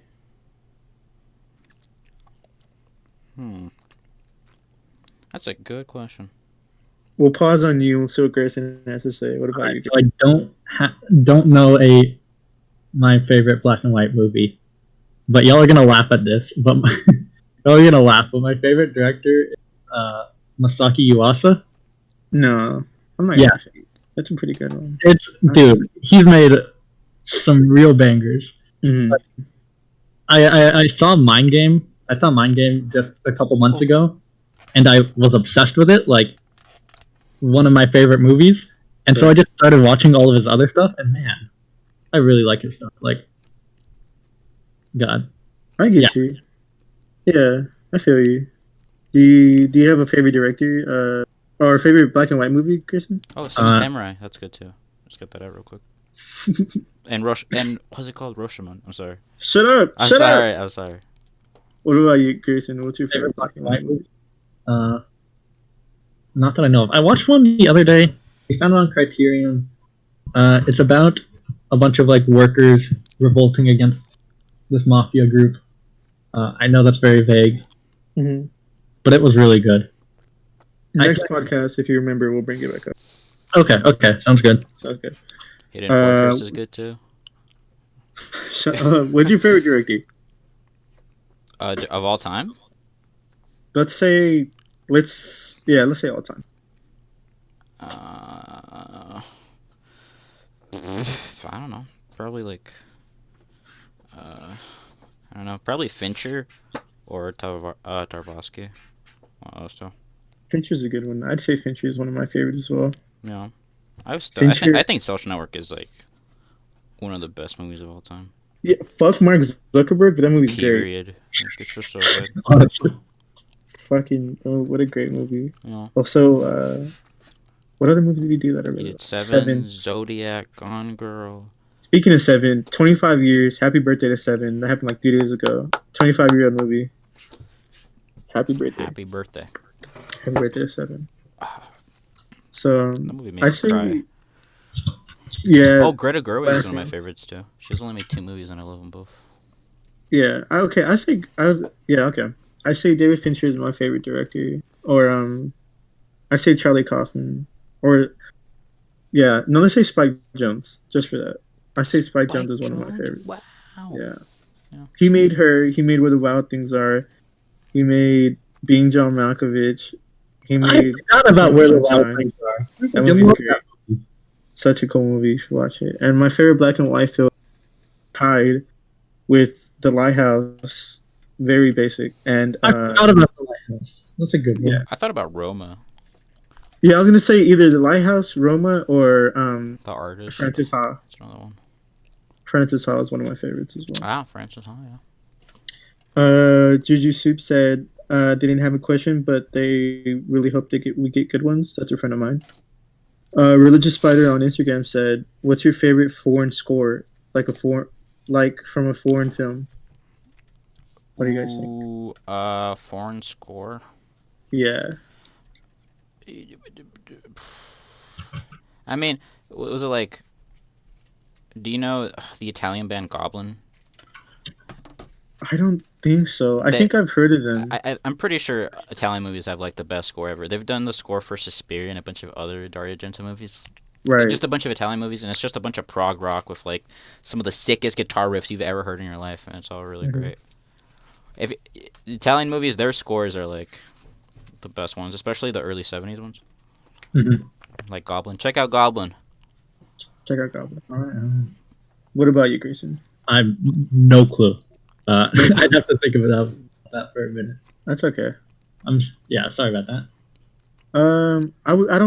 I've never seen too many for. I think I feel like I have seen a lot, but I just can't. Nothing's coming in my head. But I don't really like film scores. I don't like movie scores all that much because there's like some I like, but I guess if I was like forced to give one, I think Oh Brother Where Art Thou. It isn't a foreign film, but I do like that score a lot. That's one of the best albums ever. You kidding me? Yeah, it literally went best selling when it got released. It's so good. Yeah, but that'd probably be mine. It isn't a foreign score, but I do apologize because I don't watch too many. Were you gonna say something, Harrison? No. No. I'm sorry. That's okay. We'll move on. Don't worry. We got one from Tontos Feelings. They say, "What do you think is the most impactful movie of our generation?" Jesus. Huge question. Huge question. Impactful movie? This is really easy for me. Really? I think it was at the top of my head. Yeah. I have a really basic answer. Throw it out. But I have a good explanation for it. I was gonna say something stupid. I was gonna say Moonlight. Okay. That's good. I could see that. Yeah. I think the reason why is because it should be pretty self-explanatory why this movie's so impactful. But having a black man from Cuba having a black straight man from Cuba, and he's very masculine, is very great. And then having a young black boy who's gay is also great. And then having showing the family dynamic between him and his mom and how that develops throughout the story is very great. And it's just like a huge win, because there isn't a lot of him being gay. It's a huge part of it, right? Yeah. It's a huge part of the movie, but it also isn't treated like its only thing about the movie. Mm-hmm. And that's huge, because whenever a character is gay, it's usually like their personality. It's like, this person is fucking gay. Like, this is what they are, right? And I know that's a lot. Freaking Shape of Water, I thought did awful with that. Fuck it was so irritating. Fuck Guillermo del Toro. I hate that movie so much. But yeah, I think Moonlight is a very special movie, and I want that movie on DVD. I want to like shit ton of posters, and I do have it as my computer background. It's very special. So I say that was a very impactful movie for the generation. Yeah, okay. I think if you showed it to everybody, I think they would feel something from it. Mm-hmm. And there's no way to not feel something from that. Generation like 10 years or. I guess I mean like the last our generation, Yeah, like our generation. It's like growing up. Oh, growing up. Okay. I have one. Oh, but okay, go ahead. But tell me this is dumb, because I can't think of anything else. That's okay. But I think the Furious movies, like the Fast and the Furious movies, I think they're pretty like generation inspiring, right? We've all seen them. Mm-hmm. We all think they're fun. Right. Mm-hmm. Like those are our action movies of our generation. They're all fun. There's cars. Yeah. Because what in the 80s they had was it RoboCop and Terminator? In the 90s they had fuck's that movie called? With that fucking movie. In the 2000s they had Machete and fucking Busta Rhymes fighting Michael Myers, and then we have Fast and the Furious. Fast and the Furious. Yeah. Yeah. I agree. The first couple of Fast and Furious movies were great. They were pretty fun movies to watch. The Marvel movies are also very generation defining. They're very generation defining. So part of what I was going to get into was that Spider-Verse, I think, is pretty freaking defining, just because there are so many people that I talked to that had never seen a superhero movie, or just ever even thought about watching one, who instantly were it was a hero movie that wasn't meant for movie fans. And it got people into hero movies. which I thought was kind of cool. But it also got people to like more people saw that movie. Everybody saw that movie that I talked. Like it was freaking huge. And one, it showed everyone that you don't have to like freaking be just a regular Disney animation every time. That you can go in 7 different styles, and which movies had already been doing. But now, like people watched that, and afterwards, I saw people had started watching movies with like different styles and like movies that like took from a bunch of different places. Like, so I think that movie's pretty influential. I agree. Pretty huge. It was pretty.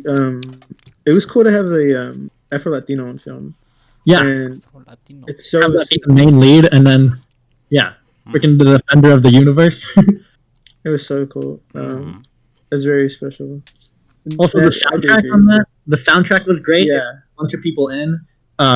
There's a lot of parents that I knew that watched animated movies because their kids watch animated movies, and then after the movie, we're like, "Oh wow, that's a good movie." Like, and that's like further proof that like animation doesn't just have to like it can be for kids, but it can also be fucking amazing.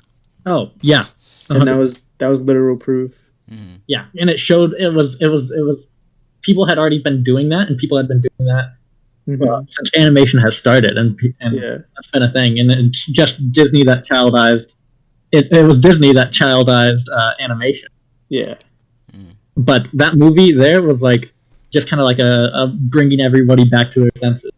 Hey, and you can tell that movie had a lot of love put into it.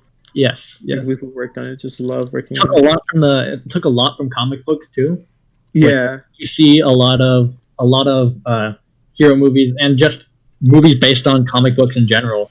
A lot of movies based on comic books like take a lot of creative liberties when the pictures are right there. Yeah, it's a lot of scenes aren't hard to recreate because they've done half the work for you. Yeah, it's very true. So mine would be Moonlight, Louis, the Fast and Furious series, and yours would be Spider-Verse. Those are pretty great. I think the final one, like if I were to like say one more, I think Scott Pilgrim is also one of genre and tech. That's good. I think everyone loves Scott Pilgrim.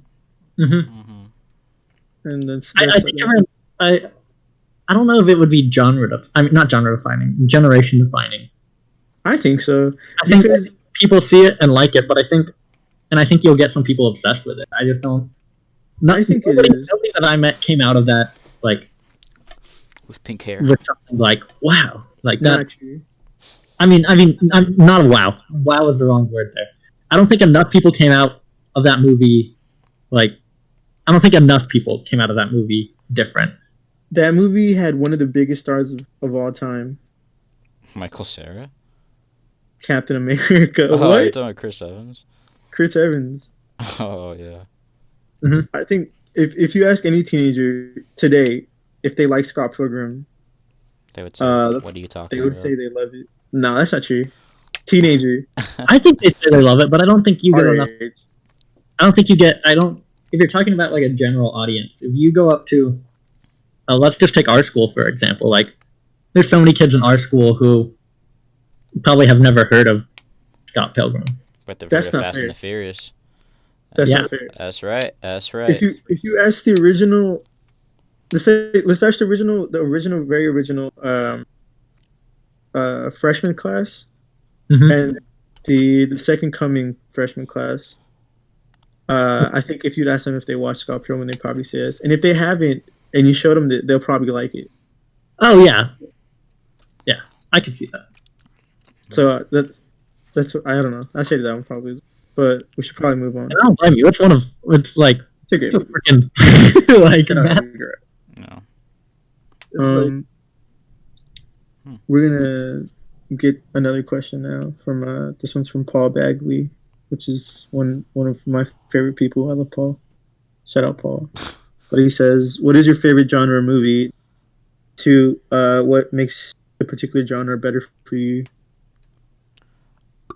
How are you guys feeling? What are we thinking?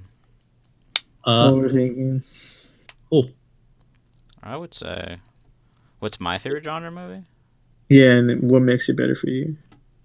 I think, well, movies can make you feel a lot of things, but I don't think a genre makes you feel anything more than like a thriller movie, which are really hard to pull off. Thrillers. Like, have you guys seen Uncut Gems?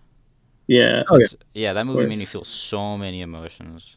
Mm-hmm. Yeah. Like those movies that keep me like on the edge of my seat the whole time. Those are the ones I like. So you say like anxiety-inducing Yeah, movies? that's what I like. Stuff that makes me like want to leave the theater and stuff. You know? I'd say, yeah, that's a really good one. Yeah, I agree. Do you have anyone, Grayson? Yeah, I think for favorite, I want to just say favorite and why, just horror in general, because it's something that's like just extremely different than any other movie, where it's they have to break something in you to get you scared. I don't know, that may have been like the wrong metaphor, but like I get you. No, like, yeah, I understand. There's a barrier that they have to break, and that they have to make sure that they hold their movie to a certain like that level that a lot of other movies don't have to do, and just have to like portray emotion. And I think fear is a harder emotion than a harder emotion to do than a lot of other emotions. Like you can develop characters and then kill one off, and it's pretty easy to be sad about that. But I think whenever keeping that character alive on the brink of death for a long time, and having you like worry about that is something that I really think is cool, and cool if somebody can pull off. Yeah. Also with horror movies, it's like it's a unique feeling too. So that whenever I sit down and want to watch a movie, a lot of times I go to horror because it's like I want to be scared, or I want to feel like a crazy one-sided emotion. Like I want to be either like refreshed or like just because like the adrenaline, or something like that. I want to be shocked whenever I get into something, and not just be like, oh, that's a cool. I agree. I understand. Yeah, that makes a lot of sense. I feel like that's a lot of the. I feel like that's something a lot of horror fans would say. That exact reason. Yeah, I feel you. Yeah, it's also hard to scare someone. It's very hard. Yeah. Yeah, I think it's easier to discuss someone than it is to scare someone. Yeah, that's why Saw is so good, because it's disgusting in it. Yeah, well, I mean, disgusting, and also, I think what makes Saw so scary is the fact that imagining yourself in one of those positions, like other horror movies, if you imagined other people in those situations, you'd be like, oh, okay. Now with Saw, it's like, man, if I was stuck in that situation, could I stick a knife in my eye and like claw a key out? Like, right. I think that's the same thing with like home invasion movies, because those are so scary because it can literally happen to you. Yeah, it's and very easy. You're watching the movie, you're watching it normally from home. Yeah. You gotta shut the windows. You gotta do something. That's so true, though. You're so right. That's why I love You're Next. That's one of my favorite horror movies. Oh yeah. Such a fun movie. Have you ever seen Coherence? One of my favorites. I think I've heard of it. Yeah, I've probably mentioned it a couple times, but basically, quick plot so I can get to the point here. Basically, there's a comet passing over, and these people, all the power goes out, except for this one. All the power goes out. They boot up the generators. They go outside, look down, and see a house a couple doors down that also has their lights on. So they go to the house, and it turns out it's their house. But some stuff just gets super wacky. That's a non-home invasion movie that takes place all in a home, like all in one house and kind of one room. That is just terrifying to watch, like in your house, because it's not even supposed to be extremely scary. You're just like, if I walked out of my house right now, would I be returning to my own house? Right. It's that those movies that enter your safe space. Mm-hmm. Yeah, that's what it is. You're so right. Like movies that enter your safe space, like bedrooms count too. Yeah, I agree. That's why some horror doesn't land. Like Paranormal Activity. How many people can really relate to that? Honestly. I mean, at first, when if you were a kid, you were watching it, and you're like, holy shit. I remember being a kid and like being really scared by it. At least for me, I was a kid and I was like, dude. Yeah, because when you're a kid, you're like, whoa, what if this was real? Yeah, it's like, what if that was real? And it was like found footage. Yeah, is this real? Yeah. Yeah. Like, but I'm gonna. Oh, so my favorite genre movie is probably like period pieces because I don't know, I like period pieces like with the flesh of horror, I guess, or like something different about it. Because like I see like I don't know, there's something about period pieces that really interests me. Like what? That really captures me. I don't know. The Lighthouse. Yeah, Lighthouse is one of my favorite movies. It's a very period piece, and I know Robert Eggers is doing another period piece. I'm looking forward to that. But I don't know. There's just something about period pieces that feels like it could be real. I guess I don't know. There's something about it that I really like. But that's my favorite. You give an example. The Lighthouse, The Witch was a period piece. Yeah. Like the favorite, like Titanic, right? No. That's a period piece. No.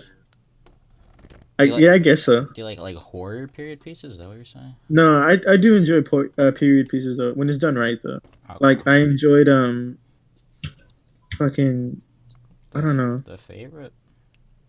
I didn't watch The Favorite, but I knew that it does look really interesting to me. That's what you're saying, yeah. When you mean period pieces, do you mean like really old, or do you mean like before, like now? It has to be like, before the like the 90s. Like There Will Be Blood, like anything before that. Okay. I'm very interested in because I did enjoy There Will Be Blood a shit ton. It's one of my favorite PTA movies. So. Okay. But yeah, I said period pieces. And we got one more final question. Casey, shout out to Casey. What are some good directors of color that you like? Steve McQueen. Steve McQueen. He did. What did he? 13 Years a Slave and Shame. He was really good. He did do Shame. Yeah, that's so true. Shame, yeah. I haven't watched it yet, but yeah, I've been looking forward to it. Director of Moonlight. Beale Street Could Talk. Beale Street Could Talk. Yeah, I've been meaning to watch that as well. I think my favorite one would be, this is very basic, but I think Spike Lee. Spike Lee is one of my favorite. Spike Lee.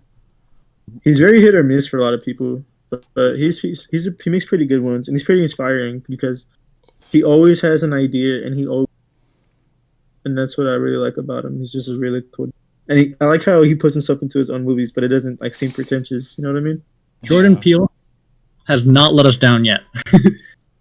Not true. He let me down with Us. What? Yeah.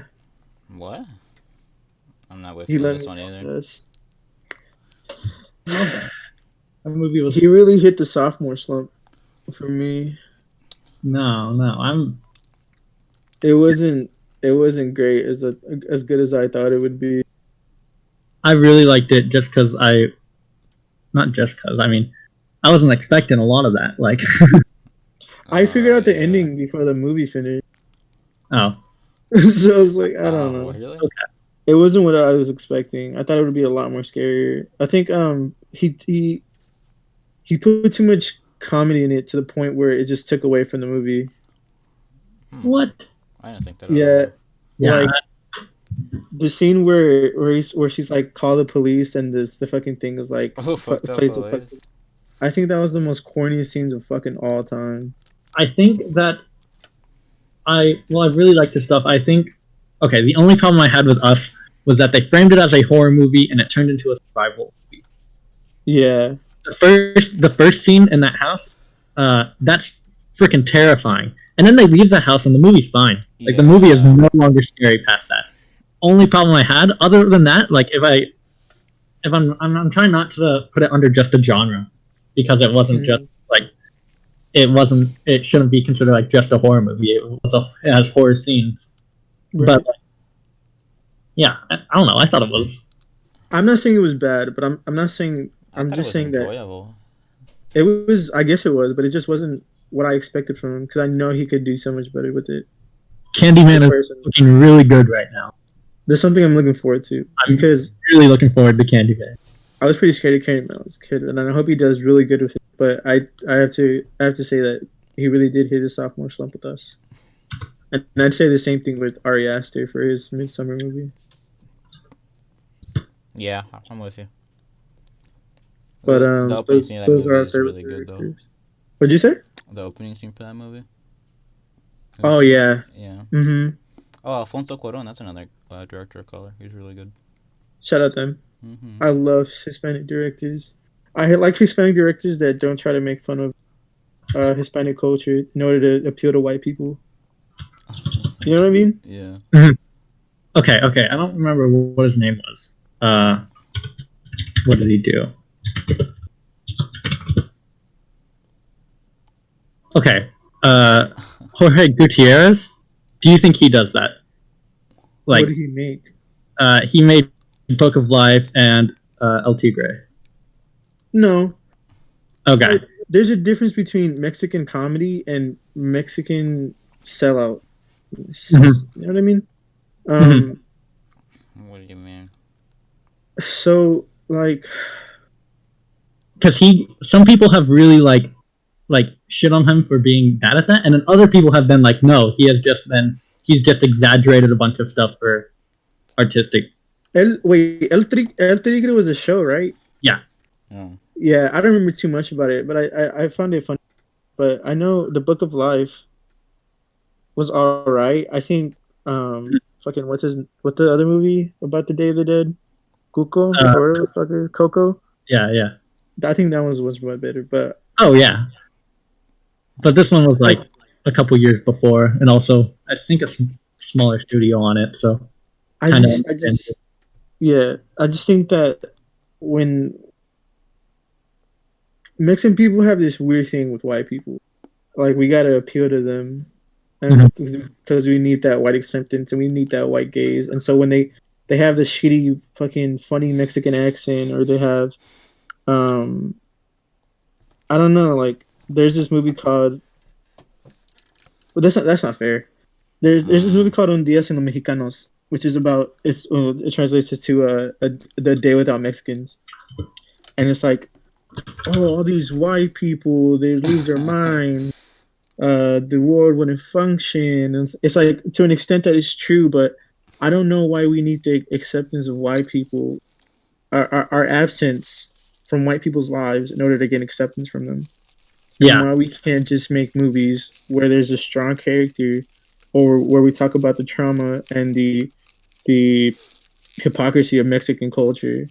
And this is that stuff that I want to see. I'm all for Mexican comedies, but not when it's making fun of us in a derogatory way. Yeah. And I feel like that's the same for a lot of other cultures. Like I know black people are tired of fucking trauma films. Like they're tired of seeing slave movies. Oh and yeah. They're tired of too much in the past 5 years. Yeah, and like I know they're like fucking Tyler Perry. I'm sorry if you like Tyler Perry, but he fucking sucks. He really does, bro. Oh man. Tyler Perry's fucking awful. He profits off of the black community by making these loud, obnoxious black people in order to appeal to these white people, and it's not fucking cool. I think he's a fucking idiot, and I think slave films need to stop, personally. And I think seeing black people be killed in order to push a message, which is something Spike Lee also did, and I fucking hate him for that. I think it was fucking corny. I think people need to stop that shit. Black people can be superheroes. Black people can be detectives. Black people can be anything else besides your slaves. So that shit got to stop. Yeah. Respectfully, though, I'm not trying to come at anybody, but that shit does need to stop. And the same goes for Mexican people trying to sell out for the white gays. But go ahead. My bad. That happens like in every culture, no? I've seen some Asian films where it's like, what is happening right now? Yeah, that's made by an Asian director, and it's like they're doing like the stereotypical weird things, and I'm like, yeah, I don't know if I can. I can't comment on the Asian community because I'm not too insightful on it, but I know that's how I feel about my people. Like this, how I feel personally, because I see it all the time. And it's like, when are we gonna stop? When are we going to stop seeking the acceptance of these white people? Good. white people have done to us. Can you believe this? I'm just saying, it's like you can't show a white person something like of other cultures without either it being funny, traumatizing. I don't know about that. I don't think it won't get the attention it would get if it was those two things. Funny or Trump. Right, because it wouldn't get the attention. You're so right about that. He's right. Yeah. Have you ever heard of Amores Perros, bro? Have you ever heard of that movie? Have you ever heard of Amores Perros? One more time. Amores Perros. Have you ever heard of that movie? No. Have you heard of Desierto? No. Have you heard Y tu mamá también? No. But part of that problem too is that white people don't a lot of times like watch movies with Spanish titles, which is like partly a problem too, that those never get publicity in like the movie market. Like, like that sucks. That's my point. Yeah, he's right. It sucks when like it has to be. I think like yeah, that's part of the having to people, which I think is dumb. But I don't think that. I think if you, I think if those are like some like great movies, and then you a more American audience without altering them, and even change the name, I think you could get that same. Right. I'm not saying that it doesn't happen, like that people aren't trying, and people are trying. But I think if there was a bigger crowd of it coming in, that you would see it. It also falls on the Hispanic community itself, because I think the Hispanic community is very toxic, and they don't like supporting other people, like other Hispanics, because when you talk to an Hispanic person about trauma, they ignore it. It's something they can't deal with. So like I know when Roma came out, a shit ton of Hispanic people did not like that movie. Hispanic people fucking shitted on that movie. Really? Yeah, bro. Go in like Mexican forums, and they'll tell you that this movie fucking sucks. I hated that. And I have a friend in Mexico who told me the same thing. Like that movie there isn't popular because of what that person what that movie's about. Yeah, I also think it's cultures, certain cultures liking certain genres of movies, and I'm not like trying to designate, but there's definitely like types of movies that certain cultures like much more. Right. Like honestly, like American, like people like like, I mean, this is pretty universal, but a movie with a lot of guns, a lot of car chases is going percentage-wise is going to do much better in America than let's say it would in like China. Like probably. Like I think it's also just what a culture likes to see in general too. Right, but that what I'm trying to say is like Hispanics don't like supporting other Hispanic things when it isn't. Is it stereotypically Hispanic? Yeah. Right. It's not like the white people's vision of Hispanics. Right, and I think Hispanic people are so like quick to share their own culture because forever we've been trying to get the attention of the white gays. So you see a white dude with the fucking poncho on and the sombrero, and white people be like, yeah, gringo, so fucking something stupid, and it's like we should be pissed about this. I don't know why we aren't, and it's like I don't know why we need that. I think the Hispanics who are Hispanic and Latinos who are big in media should be putting these people on, because I don't see. Sorry if I'm being ignorant about it, but I really don't see that usually. That's something we should. Yeah, no, I get you. Yeah, you're right. It is the genre that people don't want to see, because like I know. Have you seen El Infierno, Luis? Nope. No. El Infierno is a cartoon movie about this. It's one of the best cartoon movies ever. If you haven't seen it, you probably should see it. But I know a lot of Mexican people love that, and I guess it does come to a certain genre. But I think for Hispanics to shit on something because it isn't like to their liking is pretty stupid. And I think there needs to be discourse, and there needs to be a dialogue needs to start happening in the Mexican community pretty soon, because shit is changing. And yeah, I. No, you go ahead. No, keep going. Sorry. Well, I was like, these teenagers are they're gonna be different. These teenagers are already different. I look at my nephew; he's fully Hispanic, and he's. I know. I'm like the black sheep of the family, and it is that the same. Would you say that's the same for you guys? Yeah. Maybe in a different way. Yeah. Probably, but yeah, in a way. When it comes to Hispanic people, it's so easy to be considered the black sheep. It doesn't take much. Mm-hmm. Would you agree with that, Luis? Yeah. It takes for it's you. It's so little to just be like just a little bit off, and you're just like cast off. It takes you to grow your hair. It takes you to talk a little bit differently. Yeah. Listen to something different. If you think you should get therapy, if you don't like certain trucks or music that these people like, if you want to not go to church, it takes literally the smallest thing for you to be the black sheep. Oh yeah, I can see that.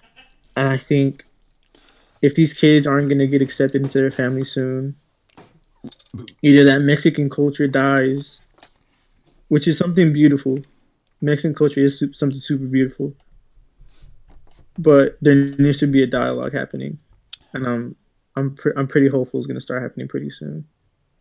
So that's something I'm looking forward to, and hopefully these people of color do come up in the industry, because it's very important right now. That shit sucks, dude. When like it has to be so incredibly good. Like Roma and Parasite. Oh my god. It just has to be at that level just to get some notoriety. Oh yeah. Notoriety. Shit sucks ass. Even then, it will get fucking shit on. Even then. It's so bad. And whenever it's like, and it's like people like, okay, Green Book was a perfect example of people trying to like. In no way is that movie the greatest movie of that year. But it's just white people going like, man, we got to. It's white people saying we got to show that we're not racist. Like, honestly, because legitimately, there's no way any sane-minded person could watch that movie out of everything that year and think, man, this is the greatest thing released. And it was 100% like whitewashed too. Like it was, it was a fucking white hero movie. Like, I fucking hate it. That movie makes me so mad. But that's part of the problem too. Is that people like shit. You don't have to like. Not being racist isn't something you should have to like try hard. Right, that should be borderline. For like a lot of people, that shit should be like, in terms of like people, something should be something like built with. Yeah, I don't know. It feels like there's so much time has gone by. I mean, like, there's been so much time for you to no longer use the excuse that it's just part of history. That like, yeah, there's been so much time since that. There's no excuse, like little to no excuse. And it's not even people who are like openly racist. There's people who are like do the subtle shit too. Mm-hmm. Like just because you don't openly say that you hate one race or another doesn't mean that your decisions don't show it. Right. And like, I think racism is ignorance. Racism is. It's not. It's really not something you're born with. It really is something you're. And if you're our age or older, and you're still racist, it's a fucking shame. Honestly, it's fucking embarrassing. It's not cool. It's not funny, and it proves how fucking stupid you are. Mm-hmm. Personally saying, because I get it if you were born in a racist family, and like that's all you know. Mm-hmm. And if you're only surrounded by racist people, understandable. Right. If somebody exposes you to those ideas, like, I don't feel sorry for you. Yeah. First of all, I don't feel sorry that you grew up around. I really fucking don't. But if you haven't taken a look at yourself or the people around you and think like, yo, this shit kind of sucks, That's your fault. Though. I don't care. To all the racists listening. For all the racists listening. For all the racists listening. Please leave. Shout out. Fuck you. But shout out to the people of color. Shout out my Hispanics. Shout out my Latinos. Shout out to shout out to my non-racist whites. Shout out to my non-racist whites. Turn up. No, they don't get a shout out this podcast. Sorry, Grayson. It's all right. Shout out my black people. Shout out my natives. Shout out everybody. That's a good place to wrap up, though. That was our final question. Do you guys want to have any? Do you guys have any closing thoughts before we wrap up? No, I don't think so. It'll get better. This podcast will get better. Hopefully. I know we rambled, and there's like we rambled a lot. Yeah. So just give us a second. It'll be clear. I'll speak clearer too in the future. Won't repeat myself as much. No, it's okay. It brings character. Me too. I'm sorry. Brings character. But yeah, hope you guys enjoy. Hope you guys did enjoy. If you guys are listening, I'm on social media. My name is Jogi Vlogs with 2 S's. These guys aren't. I know for a fact, but you could follow me there if you are listening. Check me out at City Lab High School. Check us out at City Lab High School. We will be bringing people on for our film club at school. Come visit us. Come visit us. That's cool. Hopefully, when this shit is over, because people are dying right now. But hopefully, that's a whole other topic for a whole nother day. That's all we got. So all right. Shout out. Oh wait, how should we end this? I don't know. I'm Christopher, your host, and these are I'm Christopher, your host, and these are my special guests. These are loose stars. Thanks for listening or whatever. Yeah. All right. Boom. Boom.